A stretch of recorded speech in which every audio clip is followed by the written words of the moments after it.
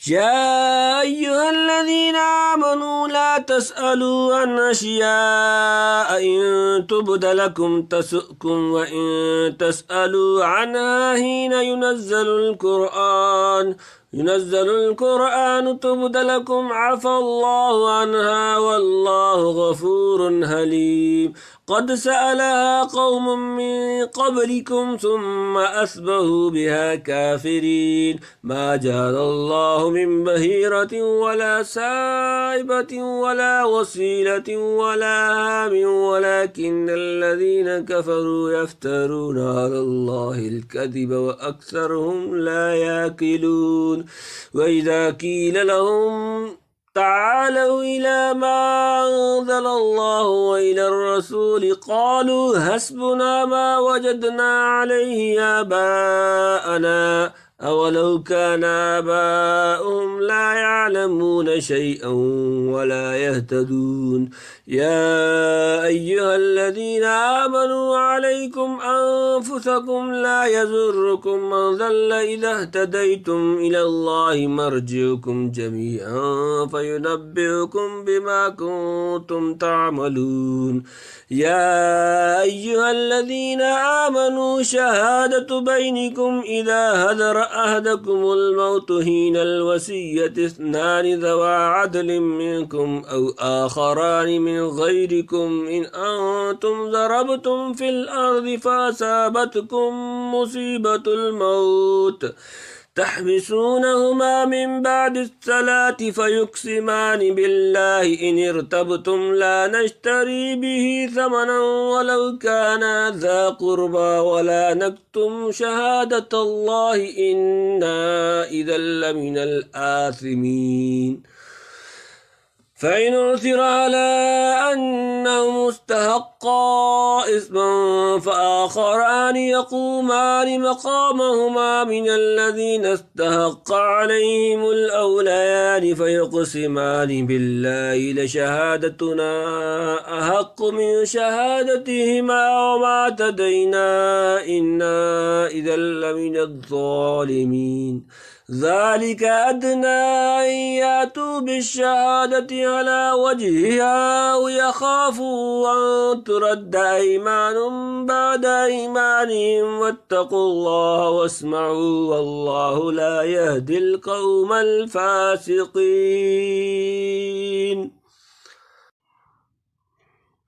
يا أيها الذين آمنوا لا تسألوا عن أشياء إن تبد لكم تسؤكم وإن تسألوا عنها حين ينزل القرآن تبد لكم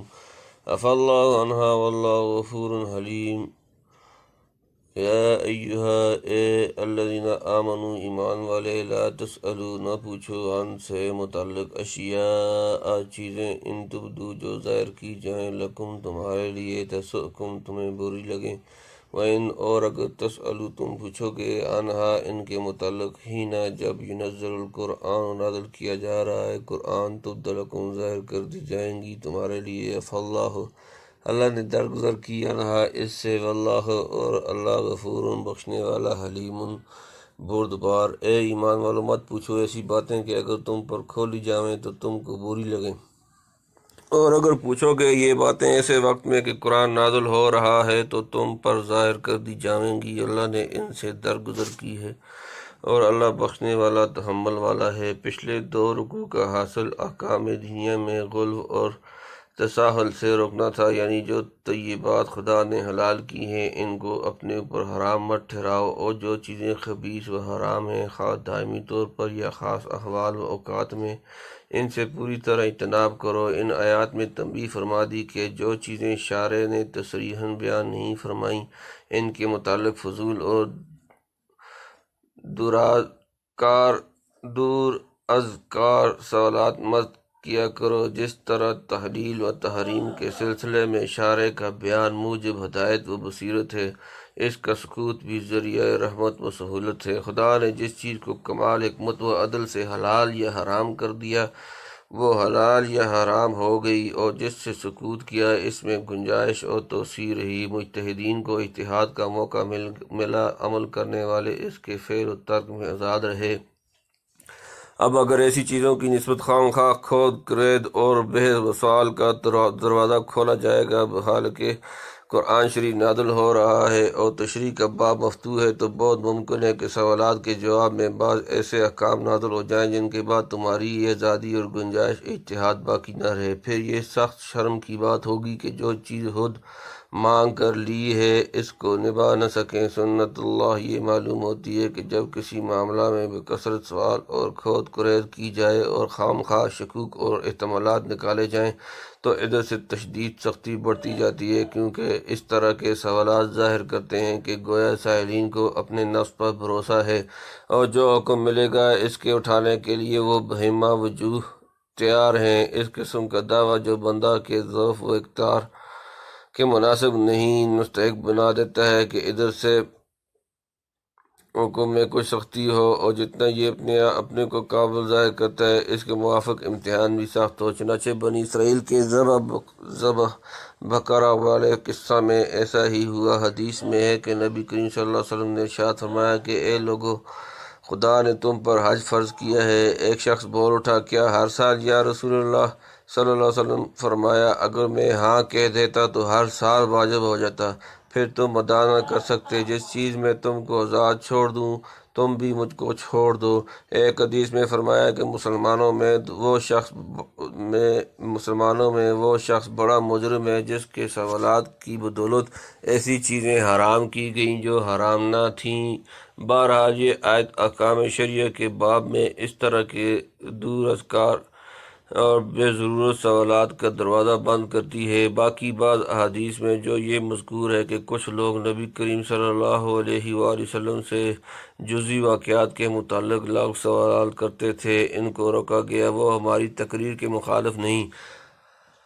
ہم لا تسألوا عن اشیاء میں اشیاء کو عام رکھتے ہیں جو واقعات و احکام دونوں کو شامل ہے، اور تسؤکم میں بھی جو برا لگنے کے معنی پر مشتمل ہے تعمیم رکھی جائے۔ حاصل یہ ہوگا کہ نہ احکام کے باب میں فضول سوالات کیا کرو اور نہ واقعات کے سلسلہ میں، کیونکہ ممکن ہے جو جواب آئے وہ تم کو ناگوار ہو۔ مثلاً کوئی سخت حکم آئے یا کوئی قید بڑھ گئی یا ایسے واقعہ کا اظہار ہوا جس سے تمہاری فضیحت ہو یا بیہودہ سوالات پر ڈانٹ بتلائی گئی، یہ سب احتمالات تسؤکم کے تحت میں داخل ہیں۔ باقی ضروری بات پوچھنے یا شبہ ناشی عن دلیل کے رفع کرنے میں کوئی مذائقہ نہیں۔ یا تو مراد یہ ہے کہ ان اشیاء سے درگزر کی، یعنی جب خدا نے ان کے متعلق کوئی حکم نہ دیا تو انسان ان کے بارے میں آزاد ہے، خدا ایسی چیزوں پر گرفت نہ کرے گا۔ چنانچہ اسی سے بعض علماء اصول نے یہ مسئلہ نکالا ہے کہ اصل اشیاء میں اباحت ہے، اور یہ کہ ان فضول سوالات سے جو پہلے کر چکے ہو اللہ نے درگزر کی آئندہ احتیاط رکھو۔ قد سألها قوم من قبلكم ثم اصبحوا بها کافرین۔ قد سألها اس کے متعلق پوچھا قوم نے قوم من قبلکم تم سے قبل، ثم پھر اصبحوا وہ ہو گئے بہا اس سے کافرین انکار کرنے والے منکر۔ ایسی باتیں پوچھ چکی ہے ایک جماعت ان سے پہلے، پھر ہو گئے ان باتوں سے منکر۔ حدیث صحیح میں ہے کہ پہلی قومیں کثرت سوال اور انبیاء سے اختلاف کرنے کی بدولت ہلاک ہوئیں۔ ما جعل اللہ من بحیرۃ ولا سائبۃ ولا وصیلۃ ولا حام ولکن الذین کفروا یفترون علی اللہ الکذب واکثرهم لا یعقلون۔ ما جعل نہیں بتایا اللہ من بحیرۃ بحیرہ، ولا اور نہ سائبۃ سائبہ، ولا اور نہ وصیلۃ وصیلہ، ولا حام اور نہ حام، ولیکن اور لیکن الذین کفروا جن لوگوں نے کفر کیا، یفترون وہ بہتان باندھتے ہیں اللہ پر الکذب جھوٹے، اکثرهم اور ان کے اکثر لا یعقلون نہیں رکھتے عقل۔ نہیں مقرر کیا اللہ نے بحیرہ اور نہ صاحبہ اور نہ وسیلہ اور نہ حامی، لیکن کافر باندھتے ہیں اللہ پر بہتان اور ان میں اکثروں کو عقل نہیں۔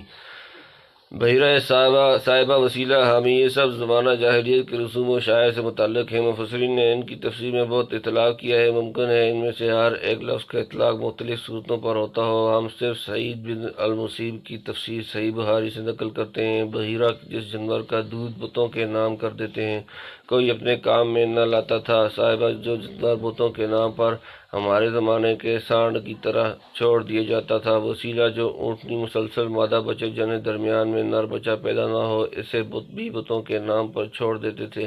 حامی نر اونٹ جو ایک خاص عدد سے جفتی کر چکا ہو، اسے بھی بتوں کے نام پر چھوڑتے تھے، علاوہ اس کے کہ یہ چیزیں مشاعر شرک میں سے تھیں جس جانور کے گوشت یا دودھ یا سواری وغیرہ سے منتفع ہونے کو حق تعالیٰ نے جائز رکھا ہے۔ اس کی حلت و حرمت پر اپنی طرف سے قیود لگانا گویا اپنے لیے منصب تشریف کو تجویز کرنا تھا، اور بڑی ستم ظریفی یہ تھی کہ اپنے ان مشرکانہ رسوم کو حق تعالیٰ کی خوشنودی اور قربت کا ذریعہ تصور کرتے تھے۔ اس کا جواب دیا گیا کہ اللہ نے ہرگز یہ رسوم مقرر نہیں کی، ان کے بڑوں نے خدا پر یہ بہتان باندھا اور اکثر بے عقل عوام نے اسے قبول کر لیا۔ الغرض یہاں تنبیہ کی گئی کہ جس طرح فضول و بیکار سوالات کر کے احکام شرعیہ میں تنگی و سختی کرانا جرم ہے، اس سے کہیں بڑھ کر یہ جرم ہے کہ بدون حکم شارع کے محض اپنی آراء و اہواء سے حلال و حرام تجویز کر لیے جائیں۔ وَإِذَا قِيلَ لَهُمْ تَعَالَوْا إِلَىٰ مَا أَنزَلَ اللَّهُ وَإِلَى الرَّسُولِ قَالُوا حَسْبُنَا مَا وَجَدْنَا عَلَيْهِ آبَاءَنَا أَوَلَوْ كَانَ آبَاؤُهُمْ لَا يَعْلَمُونَ شَيْئًا وَلَا يَهْتَدُونَ۔ وَإِذَا اور جب قیلا کہا جائے لہم ان سے، تعالوا آؤ تم، الی طرف ما جو انزل اللہ اللہ نے نازل کیا، و الی اور طرف الرسول رسول، قالوا وہ کہتے ہیں حسبنا ہمارے لیے کافی، ما وجدنا جو ہم نے پایا، علیہ اس پر، آباءنا اپنے باپ دادا، اولو کان کیا ہوا ہوں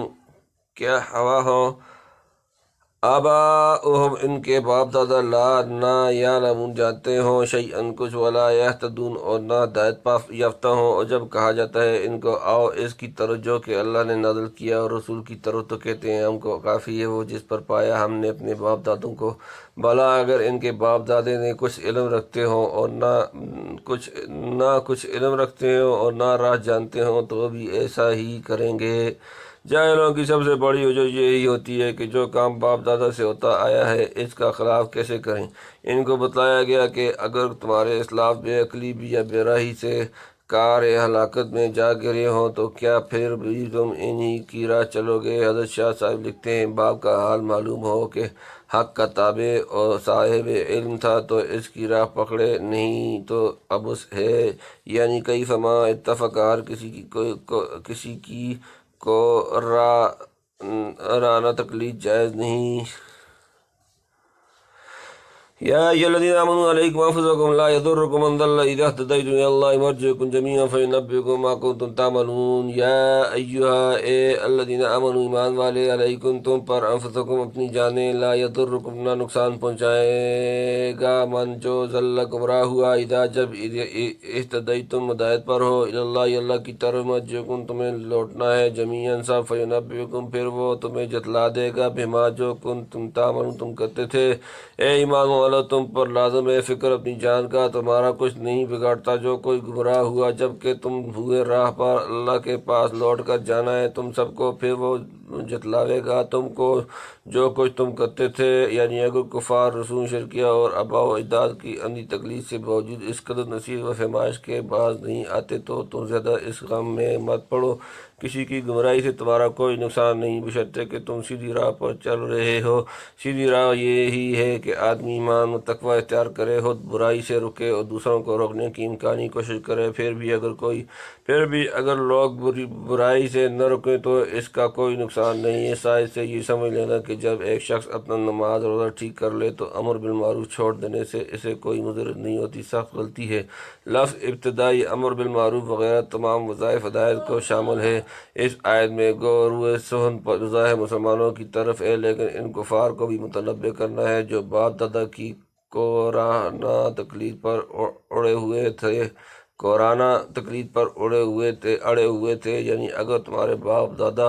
رائے حق سے بھٹک گئے تو ان کی تقلید میں اپنے کو جان بوجھ کر کیوں ہلاک کرتے ہو؟ انہیں چھوڑ کر تم اپنی عاقبت کی فکر کرو اور نفع نقصان کو سمجھو۔ باپ دادا اگر گمراہ ہوں اور اولاد ان کے خلاف رائے حق پر چلنے لگے تو آباء و اجداد کی یہ مخالفت اولاد کو قطعاً مضر نہیں۔ یہ خیالات محض جہالت کے ہیں کہ کسی حال میں بھی آدمی باپ دادا کے طریقہ سے قدم باہر نہ رکھے گا تو ناک کٹ جائے گی۔ عقل مند کو چاہیے کہ انجام کا خیال کرے۔ سب اگلے پچھلے جب خدا کے سامنے اکٹھے پیش ہوں گے تب ہر ایک کو اپنا عمل اور انجام نظر آ جائے گا، یعنی جو گمراہ رہا اور جس نے راہ پائی، سب کے نیک و بد اعمال اور ان کے نتائج سامنے کے دیے جائیں گے۔ یا ایھا الذین آمنوا شہادۃ بینکم اذا حضر احدکم الموت حین الوصیۃ اثنان ذوی عدل منکم او آخران من غیرکم ان انتم ضربتم فی الارض فاصابتکم مصیبۃ الموت تحبسونہما من بعد الصلاۃ فیقسمان باللہ ان ارتبتم لا نشتری به ثمنا ولو کان ذا قربی ولا نکتم شہادۃ اللہ انا اذا لمن الآثمین۔ یا ایھا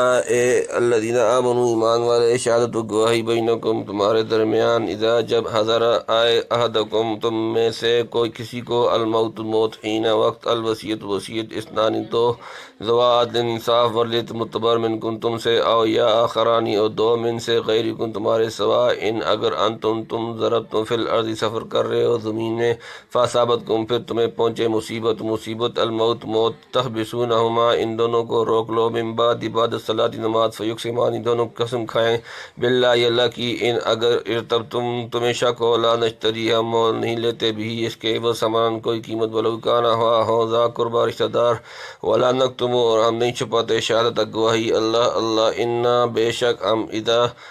اذن اس وقت، لمن سے الآثمین گناہگاروں۔ اے ایمان والو، گواہ درمیان تمہارے جب کہ پہنچے کسی کو تم میں موت وصیت کے وقت، وہ شخص معتبر ہونے چاہیے تم میں سے یا دو شاہد ہوں اور ہوں تمہارے سوا، اگر تم نے سفر کیا ہو ملک میں، پھر پہنچے تم کو مصیبت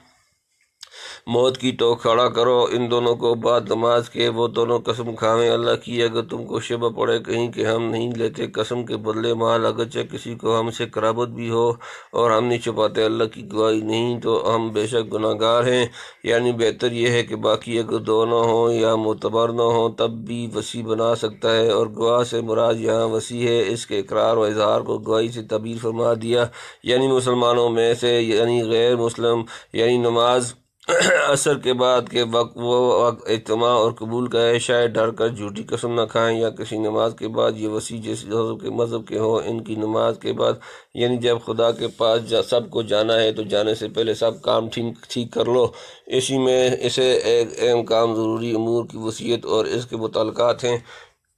ان آیات میں وصیت کا بہترین طریقہ تلقین فرمایا ہے، یعنی مسلمان اگر مرتے وقت کسی کو اپنا مال وغیرہ حوالے کرے تو بہتر ہے کہ دو معتبر مسلمانوں کو گواہ کرے، مسلمان اگر نہ ملیں، جیسے سفر وغیرہ میں اتفاق ہو جاتا ہے، تو دو کافروں کو وصی بنائے۔ پھر اگر وارثوں کو شبہ پڑ جائے کہ ان شخصوں نے کچھ مال چھپا لیا اور وارث دعویٰ کریں اور دعوے کے ساتھ شاہد موجود نہ ہوں، تو وہ دونوں شخص قسم کھائیں کہ ہم نے انہیں چھپایا اور ہم کسی طمع یا قرابت کی وجہ سے جھوٹ نہیں کہہ سکتے، اگر کہیں تو گناہ گار ہیں۔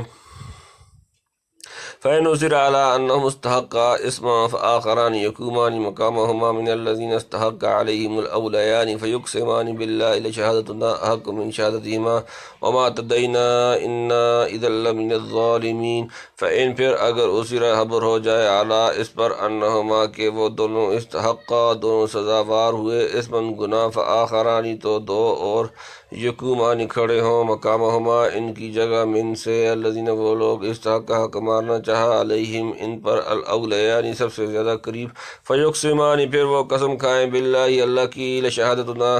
کہ ہماری گواہی، حق کا زیادہ صحیح، من سے، شہادتہما ان دونوں کی گواہی، وما اور نہیں، اعتدینا ہم نے زیادتی کی، انا بے شک ہم، اذن اس صورت میں، لمن البتہ سے، الظالمین ظالم جمع۔ پھر اگر خبر ہو جاوے کہ وہ دونوں حق بات دبا گئے تو دو گواہ اور کھڑے ہوں ان کی جگہ، ان میں سے کسی کے جن کا حق دبا ہے، جو سب سے زیادہ قریب ہوں میت کے، پھر قسم کھاویں اللہ کی کہ ہماری گواہی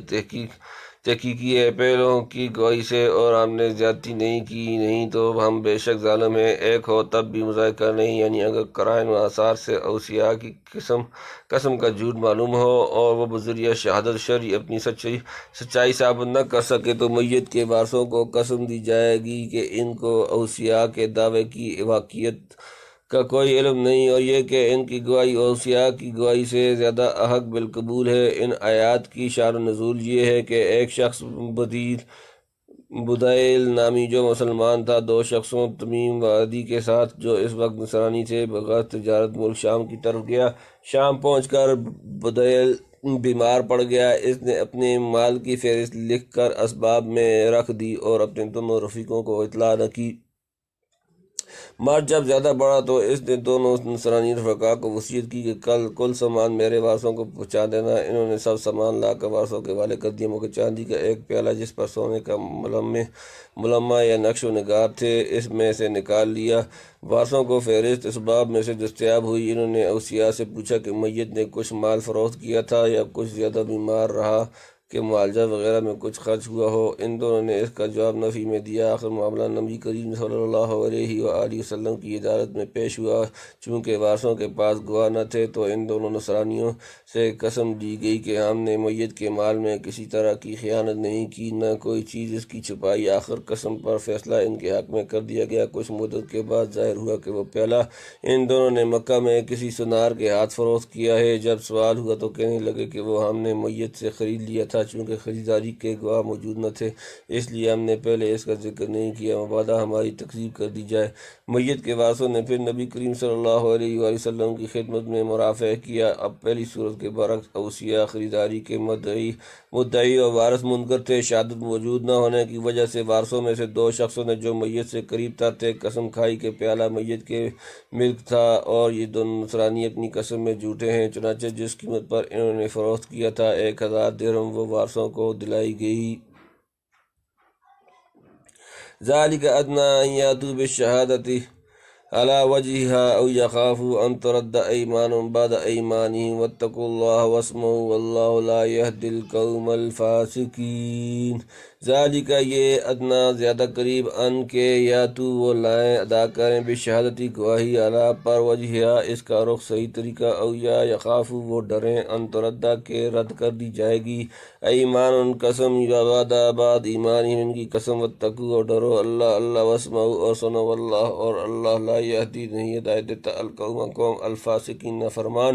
اس میں امید ہے کہ ادا کریں شہادت کو ٹھیک طرح پر اور ڈریں کہ الٹی پڑے گی قسم ہماری ان کی قسم کے بعد، اور ڈرتے رہو اللہ سے اور سن رکھو، اور اللہ نہیں چلاتا سیدھی راہ پر نافرمانوں کو۔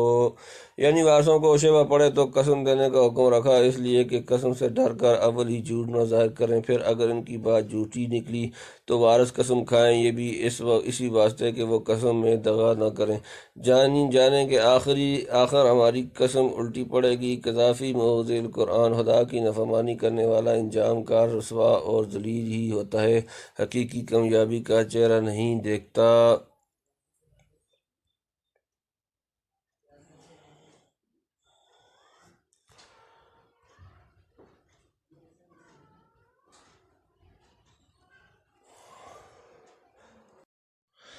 يوم يجمع الله الرسل ويقول ماذا أجبتم قالوا لا علم لنا إنك أنت علام الغيوب إذ قال الله يا عيسى ابن مريم اذكر نعمتي عليك وعلى والدتك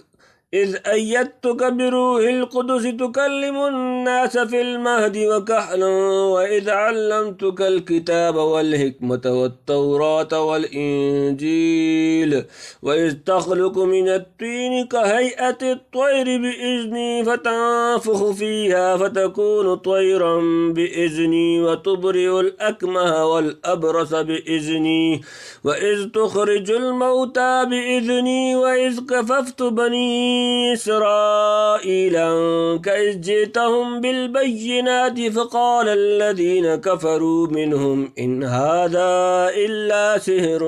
مبين وإذ أوحيت إلى الحواريين أن آمنوا بي وبرسولي قالوا آمنا واشهد بأننا مسلمون إذ قال الحواريون يا عيسى ابن مريم هل يستطيع ربك أن ينزل علينا مائدة من السماء قال اتقوا الله إن كنتم مؤمنين قالوا نريد أن نأكل منها وتطمئن قلوبنا ونعلم أن قد صدقتنا ونكون عليها من الشاهدين قال عيسى ابن مريم اللهم ربنا أنزل علينا مائدة من السماء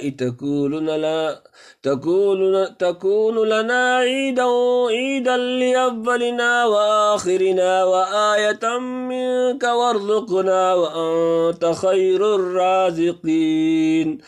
قال الله إني منزلها عليكم فمن يكفر بعد منكم فإني أعذبه عذابا لا أعذبه أحدا من العالمين يوم يجمع الله الرسل ويقول ماذا أجبتم قالوا لا علم لنا إنك أنت علام الغيوب یوم دن یجمع جمع کرے گا اللہ الرسول رسول جمع فیقول پھر کہے گا ماذا کیا اجبتم تمہیں جواب ملا قالوا وہ کہیں گے لا علم لنا نہیں خبر لنا ہمیں انک بے شک تو اللہ وہ جاننے والا الغیوب چھپی ہوئی باتیں۔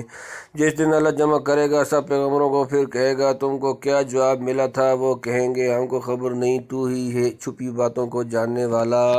یہ سوال محشر میں امتوں کے روبرو پیغمبروں سے کیا جائے گا کہ دنیا میں جب تم ان کے پاس پیغام حق لے کر گئے تو انہوں نے کیا جواب دیا اور کہاں تک دعوت الہی کی اجابت کی۔ گزشتہ رکوع میں بتلایا تھا کہ خدا کے یہاں جانے سے پہلے ذریعہ وصیت وغیرہ یہاں کا انتظام ٹھیک کر لو۔ اب متنبع فرماتے ہیں کہ وہاں کی جواب دہی کے لیے تیار رہو۔ معاشر کے ہولناک دن میں جب خدائے قہار کی شان جلالی کا انتہائی ظہور ہوگا، اکابر و اعظم کے بی ہوش بجا نہ رہیں گے، اولو العزم انبیاء کی زبان پر نفسی نفسی ہوگا۔ اسی وقت انتہائی خوف و خشیت سے حق تعالیٰ کے سوال کا جواب لا علم لنا ہمیں کچھ خبر نہیں کے سوا نہ دے سکیں گے۔ پھر جب نبی کریم صلی اللہ علیہ وآلہ وسلم کے طفیل میں سب کی طرف خدا کی نظر لطف و رحمت ہوگی تب کچھ عرض کرنے کی جرت کریں گے۔ حسن و مجاہد وغیرہ سے ایسا ہی منقول ہے، لیکن ابن عباس کے نزدیک لا علم لنا کا مطلب یہ ہے کہ خداوند تیرے علم کامل محیط کے سامنے ہمارا علم کچھ بھی نہیں۔ گویا یہ الفاظ تعدب مع اللہ کے طور پر کہے۔ ابن جریج کے نزدیک لا علم لنا سے یہ مراد ہے کہ ہم کو معلوم نہیں کہ ہمارے پیچھے انہوں نے کیا کچھ کیا، ہم صرف انہی افعال و احوال پر مطلع ہو سکتے ہیں جو ہمارے سامنے ظاہری طور پر پیش آئے تھے۔ بواطن و سرائر کا علم عالم الغیوب ہی کو ہے۔ آئندہ رکوع میں حضرت مسیح علیہ السلام کی زبان جو جواب نقل فرمایا ہے وَكُنْتُ عَلَيْهِمْ شَهِيدًا اس سے آخری معنی کی تائید ہوتی ہے، اور صحیح حدیث میں ہے کہ جب حوض پر بعض لوگوں کی نسبت حضور فرمائیں گے هَؤُلَاءِ اصحابی تو جواب ملے گا لا تدری ما أحدثوا بعدك الحدیث احدثوا بعدك الحدیث، یعنی آپ کو خبر نہیں کہ آپ کے پیچھے انہوں نے کیا حرکات کیں۔ اذ قال اللہ یا عیسی ابن مریم اذکر نعمتی علیک وعلی والدتک اذ ایدتک بروح القدس تکلم الناس فی المہد وکہلا اذ علمتک الکتاب والحکمۃ والتوراۃ والانجیل وإذ تخلق من الطين كهيئة الطير بإذني فتنفخ فيها فتكون طيرا بإذني وتبرئ الأكمه والأبرص بإذني وإذ تخرج الموتى بإذني وإذ كففت بني إسرائيل عنك إذ جئتهم بالبينات فقال الذين كفروا منهم إن هذا إلا سحر مبين۔ اذ قال جب کہا اللہ یا عیسیٰ اے عیسیٰ ابن مریم اذکر یاد کر نعمتی میری نعمت علیکہ تجھ پر اور علی پر والدتک تیری اپنی والدہ ایدتک جب میں نے تیری مدد کی بروح القدس روح پاک تکلم تو باتیں کرتا تو باتیں کرتا تھا الناس لوگ فی المہدی پنگوڑے میں وکہلاً اور بڑھاپا وإذ اور جب علمتک تجھے سکھائی الکتاب کتاب والحکمت اور حکمت والتوراۃ اور توریت والانجیل اور انجیل وإذ اور جب تخلق تو بناتا تھا من سے طین مٹی کہیئت الطیر پرندہ کی صورت بإذنی میرے حکم سے فتنفخ فیہا پھر پھونک مارتا تھا اس میں فتکون تو وہ ہو جاتا تھا اڑنے والا بإذنی میرے حکم سے وتبرئ اور شفا دیتا الاکمہ مادرزاد اندھا والابرص اور کوڑی بإذنی میرے حکم سے وإذ اور جب تخرج نکال کھڑا کرتا الموتیٰ مردہ بإذنی میرے حکم سے وإذ اور جب کففت میں نے روکا بنی اسرائیل ان کا تجھ سے اذ جئتہم جب تو ان کے پاس آیا بالبینات نشانیوں کے ساتھ فقالا تو کہا الذین کفروا جن لوگوں نے کفر کیا کافر منہم ان سے ان نہیں ھذا یہ الا مگر صرف سحر جادو مبین کھلا جب کہے گا اللہ اے عیسیٰ مریم کے بیٹے یاد کر میرا احسان جو ہوا ہے تجھ پر اور تیری ماں پر جب مدد کی میں نے تیری روح پاک سے تو کلام کرتا تھا لوگوں سے گود میں اور بڑی عمر میں اور جب سکھائی میں نے تجھ کتاب اور طے کی باتیں اور تورات اور انجیل اور جب تو بناتا تھا گھارے سے جانور کی صورت میرے حکم سے پھر پھونک مارتا تھا اس میں تو ہو جاتا اڑنے والا میرے حکم سے اور اچھا کرتا تھا مادرزاد اندھے کو اور کوڑی کو میرے حکم سے اور جب نکال کھڑا کرتا تھا مردوں کو میرے حکم سے اور جب روکا میں نے بنی اسرائیل کو تجھ سے جب تو لے کر آیا ان کے پاس نشانیاں تو کہنے لگا جو کافر تھے ان میں اور کچھ نہیں یہ تو جادو ہے صریح غالباً یہ پورا رکوع آنے والے رکوع کو کی تمہید ہے اسناد یاد دلا کر وہ سوال ہوگا جو آئندہ رکوع میں مذکور ہے اول تو اولاد پر احسان کرنا من وجہ ماں پر احسان ہے دوسرے ظالم لوگ جو تہمت مریم صدیقہ پر لگاتے تھے حضرت حق تعالیٰ نے حضرت عیسیٰ علیہ السلام کو ان کی برات و وضاحت کے لیے برہان مبین بنا دیا اور تولد مسیح سے پہلے اور وہ بعد عجیب و غریب نشانات حضرت مریم کو دکھلائے جو ان کی تقویت و تسکین کا باعث ہوئے یہ احسانات بالواسطہ ان پر تھے گود میں جو کلام کیا ہے اس کا ذکر سورہ مریم میں آئے گا انی عبداللہ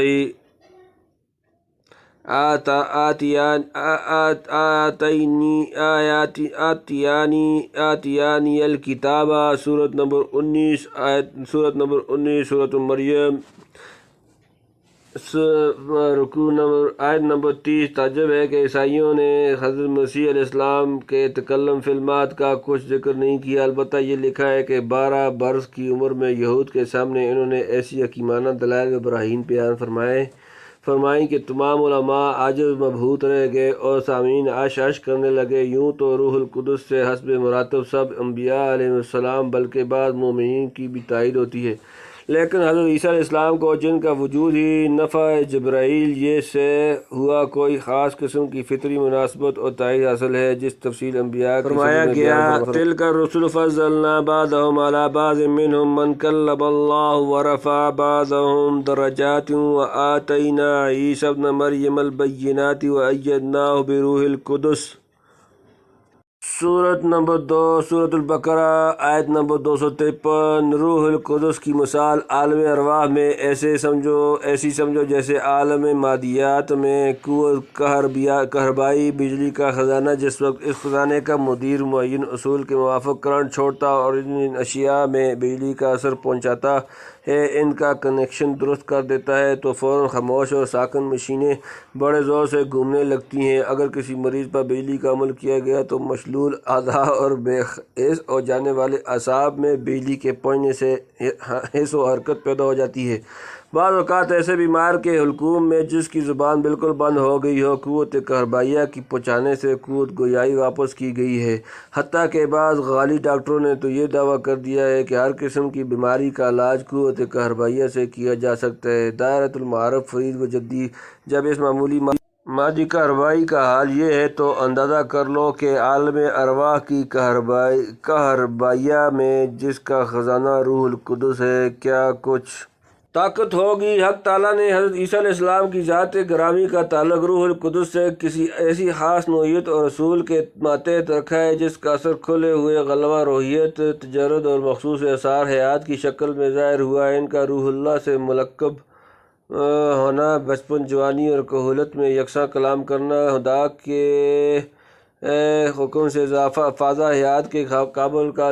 لبد خاکی تیار کرنا، اس میں باذن اللہ روح حیات پھونکنا، مایوس العلاج مریضوں کی حیات کو باذن اللہ بدون توسط اسباب عادیہ کے کار آمد اور بے عیب بنا دینا، حتیٰ کہ مردہ لاشیں میں باذن اللہ دوبارہ روح حیات کو واپس لے آنا، بنی اسرائیل کے ناپاک منصوبوں کو خاک میں ملا کر آپ کا آسمان پر اٹھا لیا جانا اور آپ کی حیات طیبہ پر اس قدر طول عمر کا کوئی اثر نہ ہونا، وغیرہ وغیرہ۔ یہ سب آثار اسی تعلق خصوصی سے پیدا ہوئے ہیں جو رب العزت نے کسی مخصوص نوعیت و اصول سے آپ کے اور روح القدس کے مابین قائم فرمایا ہے۔ ہر پیغمبر کے ساتھ کچھ امتیازی معاملات خدا تعالیٰ کے ہوتے ہیں، ان کے علم و اسرار کا احاطہ اسی علام الغیوب کو ہے۔ انہی امتیازات کو علماء کی اصطلاح میں فضائل جزیہ کے نام سے موسوم کرتے ہیں۔ ایسی چیزوں سے کلی فضیلت ثابت نہیں ہوتی، چاہے کہ الوہیت ثابت ہو۔ وَإِذْ تَخْلُقُ مِنَ الطِّينِ میں خلق کا لفظ محض صوری اور حصی لحاظ سے استعمال کیا گیا ہے، ورنہ خالق حقیقی احسن الخالقین کے سوا کوئی نہیں، اسی لیے بِإِذْنِ کا بار بار اعادہ کیا گیا اور آل عمران میں حضرت مسیح علیہ السلام کی زبان سے بِإِذْنِ اللہ کی تکرار کرائی گئی۔ بہرحال جو خوارق ان آیات میں اور ان سے پہلے آل عمران میں حضرت مسیح علیہ السلام کی طرف منسوب ہوئے ہیں، ان کا انکار یا تحریف صرف اسی ملحد کا کام ہو سکتا ہے جو آیات اللہ کو اپنی عقل شخصی کے تابع کرنا چاہے۔ باقی جو لوگ قانون قدرت کا نام لے کر معجزات و خوارق کا انکار کرنا چاہتے ہیں، ان کا جواب ہم نے ایک مستقل مضمون میں دیا ہے۔ اس کے مطالعے سے انشاءاللہ تمام شکوک و شبہات کا ازالہ ہو سکے گا۔ معجزات اور فوق العادت تصرفات کو جادو کہنے لگے اور انجام کار حضرت مسیح علیہ السلام کے قتل کے در پہ ہوئے۔ حق تعالیٰ نے اپنے لطف و کرم سے حضرت مسیح کو آسمان پر اٹھا لیا۔ اس طرح یہود کو ان کے ناپاک مقصد میں کامیاب ہونے سے روک دیا گیا۔ وَإِذْ أَوْحَيْتُ إِلَى الْحَوَارِيِّينَ أَنْ آمِنُوا بِي وَبِرَسُولِي قَالُوا آمَنَّا وَاشْهَدْ بِأَنَّنَا مُسْلِمُونَ وَإِذْ اور جب اوحیت میں نے دل میں ڈال دیا اِلیٰ طرف الحواریین خواری جمع ان کے میں آمنوا بی ایمان لاؤ مجھ پر وبرسولی اور میرے رسول پر، قالوا انہوں نے کہا آمنا ہم ایمان لائے، واشہد اور آپ گواہ رہیں بِأَنَّنَا کہ بے شک ہم مسلمون فرمانبردار۔ اور جب میں نے دل میں ڈال دیا حواریوں کے کہ ایمان لاؤ مجھ پر اور میرے رسول پر، تو کہنے لگے ہم ایمان لائے اور تو گواہ رہے کہ ہم فرمانبردار ہیں۔ اذ قال الحواریون یا عیسی ابن مریم هل یستطیع ربک ان ینزل علینا مائدۃ من السماء قال اتقوا اللہ ان کنتم مؤمنین۔ اذ قال جب کہا الحواریون نے، خواری جمع یا عیسیٰ ابن مریم حل کیا یستطیع کیا کر سکتا ہے ربک تمہارا رب ان کے وہ ینزل ہم اتارے علینا ہم پر مائدۃ خوان من سے السماء آسمان، قال اس نے کہا اتقوا اللہ اللہ سے ڈرو ان اگر تم ہو مؤمنین مومن جمع۔ جب کہا خواریوں نے اے عیسیٰ مریم کے بیٹے تیرا رب کر سکتا ہے کہ اتارے ہم پر خوان بھرا ہوا آسمان سے، بولا ڈرو اللہ سے اگر ہو تم ایمان والے، کر سکتا ہے اس لیے کہا کہ آپ کی رعایت اور دعا سے ہمارے لیے بطور ہر کی عادت نہ معلوم ایسا کرے یا نہ کرے، یعنی آسمان کی طرف سے بے محنت روزی پہنچ جایا کرے، یہ ضرور نہیں کہ وہ خوان جنت ہی کا ہو، یعنی ایماندار بندہ کو لائق نہیں کہ ایسی غیر معمولی فرمائشیں کر کے خدا اور کو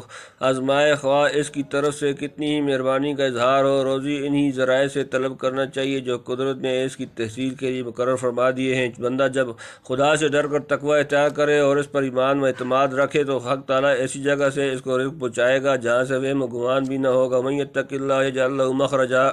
وَيَرْزُقْهُ مِنْ حَيْثُ لَا يَحْتَسِبُ۔ سورۃ نمبر 65 سورۃ الطلاق آیت نمبر 2۔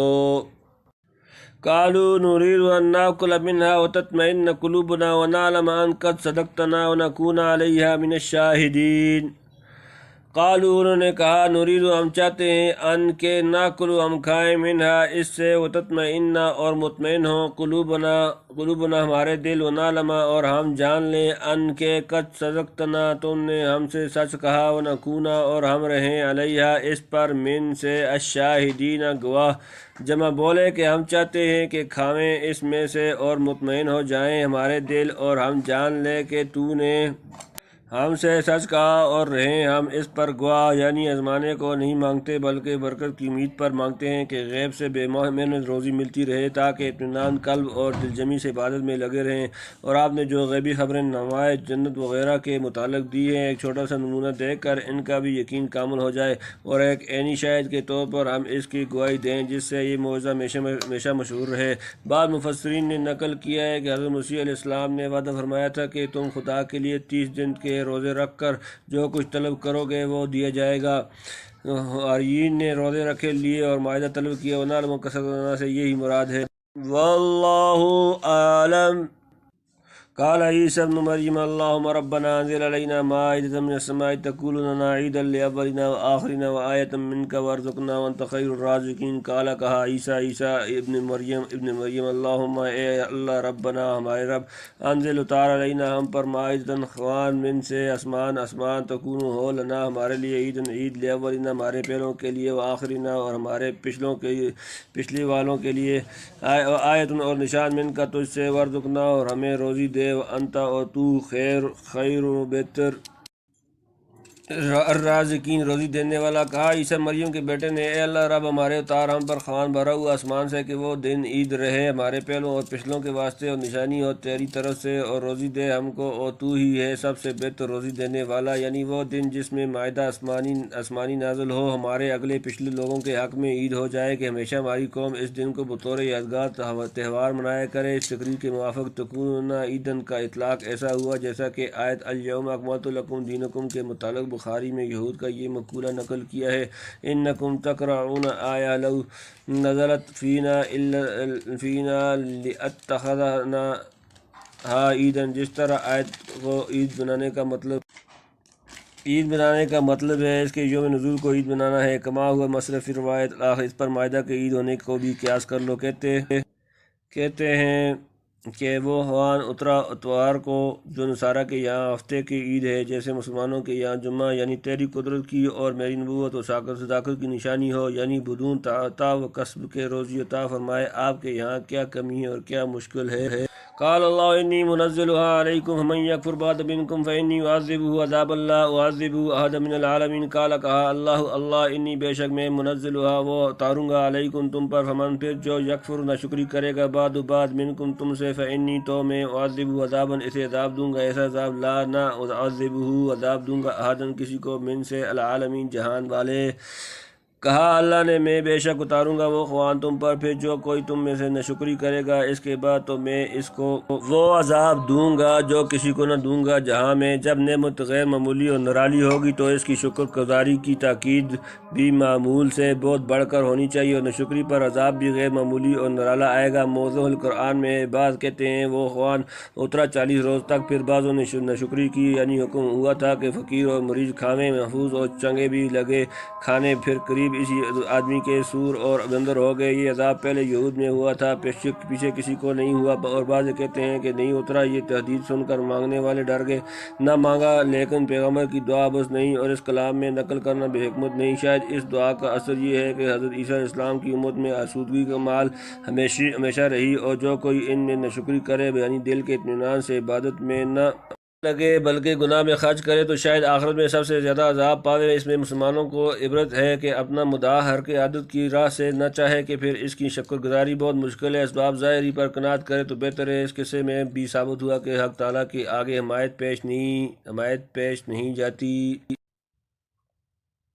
وَإِذْ قَالَ اللَّهُ يَا عِيسَى ابْنَ مَرْيَمَ أَنْتَ قُلْتَ لِلنَّاسِ اتَّخِذُونِي وَأُمِّيَ إِلَٰهَيْنِ مِن دُونِ اللَّهِ قَالَ سُبْحَانَكَ مَا يَكُونُ لِي أَنْ أَقُولَ مَا لَيْسَ لِي بِحَقٍّ إِن كُنتُ قُلْتُهُ فَقَدْ عَلِمْتَهُ تَعْلَمُ مَا فِي نَفْسِي وَلَا أَعْلَمُ مَا فِي نَفْسِكَ إِنَّكَ أَنْتَ عَلَّامُ الْغُيُوبِ مَا قُلْتُ لَهُمْ إِلَّا مَا أَمَرْتَنِي بِهِ أَنِ اعْبُدُوا اللَّهَ رَبِّي وَرَبَّكُمْ وَكُنْتُ عَلَيْهِمْ شَهِيدًا مَا دُمْتُ فِيهِمْ فلما توفيتني كنت أنت الرقيب عليهم وأنت على كل شيء شهيد إن تعذبهم فإنهم عبادك وإن تغفر لهم فإنك أنت العزيز الحكيم قال الله هذا يوم ينفع الصادقين صدقهم لهم جنات تجري من تحتها الأنهار خالدين فيها أبدا رضي الله عنهم ورضوا عنه ذلك الفوز العظيم لله ملك السماوات والأرض وما فيهن وهو على كل شيء قدير وإذ قال الله يا عيسى ابن مريم أنت قلت للناس اتخذوني وأمي إلهين من دون الله قال سبحانك ما يكون لي أن أقول ما ليس لي بحق إن كنت قلته فقد علمته تعلم ما في نفسي ولا أعلم ما في نفسك إنك أنت علام الغيوب وإذ جب قال کہا اللہ یا عیسیٰ ابن مریم انت کیا تو قلتا تو نے کہا للناس لوگوں سے اتخذونی مجھے ٹھہراؤ لو و امی اور میری ماں الہین دو معبود من سے دونی سوا اللہ قال اس نے کہا سبحانک پاک ہے ما نہیں یکونو ہے لی میرے لیے ان کے یکون میں کہوں ما لیس نہیں لی میرے لیے بحق اگر قلتو میں نے یہ کہا ہوتا فقط علمتہو تو مجھے ضرور اس کا علم ہوتا تعلم تو جانتا ہے ما جو فی میں نفسی میرا دل وہاں اور لا عالم میں نہیں جانتا ما جو فی نفسی کا تیرے دل میں انکا بے شک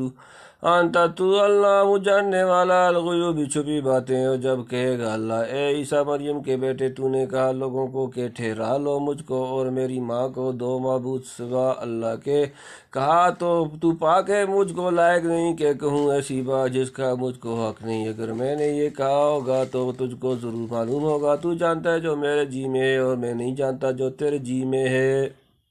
بے شک تو ہی ہے جاننے والا چھپی باتوں کا پچھلا رکوع حقیقت میں اس رکوع کی تمہید تھی پچھلے رکوع کی ابتدا میں یوم یجمع اللہ رسول فیقول ماذا اجبتم قالوا لا علم لنا انک انت علام الغیوب سورہ نمبر 5 سورۃ المائدہ آیت نمبر 119 فرما کر آگاہ کیا تھا کہ قیامت کے دن تمام مرسلین سے ان کی امتوں کی مواجہ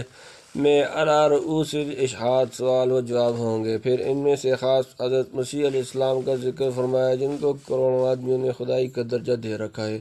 کہ ان سے بالخصوص اس عقیدہ باطلہ کی نسبت دریافت کیا جائے گا لیکن اول وہ عظیم الشان صنعت اور ممتاز انعامات یاد دلائیں گے جو ان پر اور ان کی والدہ ماجدہ پر فائز ہوئے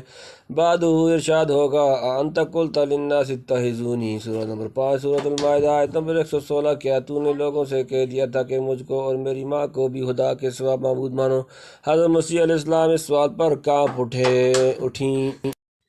گے اور وہ عرض کریں گے جو آگے آتا ہے آخر میں ارشاد ہوگا آدھا یوم ينفع الصادقین صدقہم سورہ نمبر 5 سورہ مائدہ آیت نمبر 119 کا اشارہ اسی یوم کی طرف ہے جو یوم یجمع اللہ رسول میں مذکور تھا بہرحال یہ سب واقعہ روز قیامت کا ہے جسے متیقن الوقوع ہونے کی وجہ سے قرآن و حدیث میں بصیغہ ماضی کا اعلیٰ تعبیر فرمایا ہے یعنی میں ایسی گندی بات کیسے کہہ سکتا تھا آپ کی ذات اس سے پاک ہے کہ الوہیت وغیرہ میں کسی کو اس کا شریک کیا جائے اور جس کو آپ پیغمبری کا منصب جلیل عطا فرمائیں اس کی یہ شان نہیں کہ کوئی ناحق بات منہ سے نکالے پس آپ کی سبوحیت اور میری عصمت دونوں کا اقتضا یہ ہے کہ میں ایسی ناپاک بات کبھی نہیں کہہ سکتا اور سب دلائل کو چھوڑ کر آخری بات یہ ہے کہ آپ کے علم محیط سے کوئی چیز باہر نہیں ہو سکتی اگر فی الواقعہ میں ایسا کہتا تو آپ کے علم میں ضرور موجود ہوتا آپ خود جانتے ہیں کہ میں نے خفیہ یا اعلانیہ کوئی ایسا حرف منہ سے نہیں نکالا بلکہ میرے دل میں اس طرح کے گندے خیال کا خطور بھی نہیں ہوا آپ سے میرے یا کسی کے دل کے چھپے ہوئے حواجس و خاطر بھی پوشیدہ نہیں ہوئے حواجس و خاطر بھی پوشیدہ نہیں ما قلت لهم الا ما امرتنی به ان اعبدوا الله ربی وربکم وکنت علیہم شہیدا ما دمت فیہم فلما توفیتنی کنت انت الرقیب علیہم وانت علی کل شیء شہید ما قلت میں نے نہیں کہا لهم انہیں الا ما اللہ مگر ما امرتنی جو تو نے مجھے حکم دیا بھی اس کا ان کے عبودو تم عبادت کرو اللہ ربی میرا رب ربکم اور تمہارا رب کنتو اور میں تھا علیہم ان پر شہیداً خبردار ما دمتو جب تک میں رہا فیہم ان میں فلما پھر جب توفیتنی تو نے مجھے اٹھا لیا تو تھا انتا تو الرقیب نگران علیہم ان پر انتا تو اللہ پر سے کل شیء ہر شے شہید باخبر میں نے کچھ نہیں کہا ان کو مگر جو تو نے حکم کیا کہ بندگی کرو اللہ کی جو رب ہے میرا اور تمہارا اور میں ان سے خبردار تھا جب تک ان میں رہا پھر جب تو نے مجھ کو اٹھا لیا تو ہی تھا خبر رکھنے والا اور ان کی اور تو ہر چیز سے خبردار ہے میں نے آپ کے حکم سے سر منہ تجاوز نہیں کیا اپنی الوہیت کی تعلیم تو کیسے دے سکتا تھا اس کے بالمقابل میں نے ان کو صرف تیری بندگی کی طرف بلایا اور کھول کھول کر بتلا دیا کہ میرا اور تمہارا سب کا رب پروردگار وہی ایک خدا ہے جو تمہارا عبادت کے لائق ہے چنانچہ آپ بھی بائبل میں صحیح نصوص اس مضمون کی کثرت موجود ہیں۔ نہ صرف یہ کہ میں نے مخلوق کو تیری توحید اور عبودیت کی طرف دعوت دی بلکہ جب تک ان کے اندر قیام پذیر رہا برابر ان کے احوال کی نگرانی اور خبر گیری کرتا رہا کہ کوئی غلط عقیدہ یا بے موقع خیال قائم نہ کر لیں۔ البتہ ان میں قیام کرنے کی جو مدت آپ کے علم میں مقدر تھی جب وہ پوری کر کے آپ نے مجھ کو ان میں سے اٹھا لیا کما یظہر من مادت توفی و مقابلت ما دمت فیہم تو پھر صرف آپ ہی ان کے احوال کے نگران اور خبردار ہو سکتے تھے، میں اس کے متعلق کچھ عرض نہیں کر سکتا۔ تنبیہ: حضرت مسیح علیہ السلام کی موت یا رفع الی السماء وغیرہ کی بحث آل عمران میں زیر فائدہ انی متوفیک و رافعک الیہ سورۃ نمبر 3 سورہ آل عمران آیت نمبر 55 ملاحظہ کیجیے۔ مترجم محقق قدس سرہ نے یہاں فلما توفیتنی کا جو ترجمہ تو نے مجھ کو اٹھا لیا سے کیا یہ باعتبار محاورات موت اور رفع الی السماء دونوں پر صادق آ سکتا ہے، گویا متنبہ کر دیا کہ نہ لفظ توفیٰ کے لیے موت لازم ہے اور نہ خاص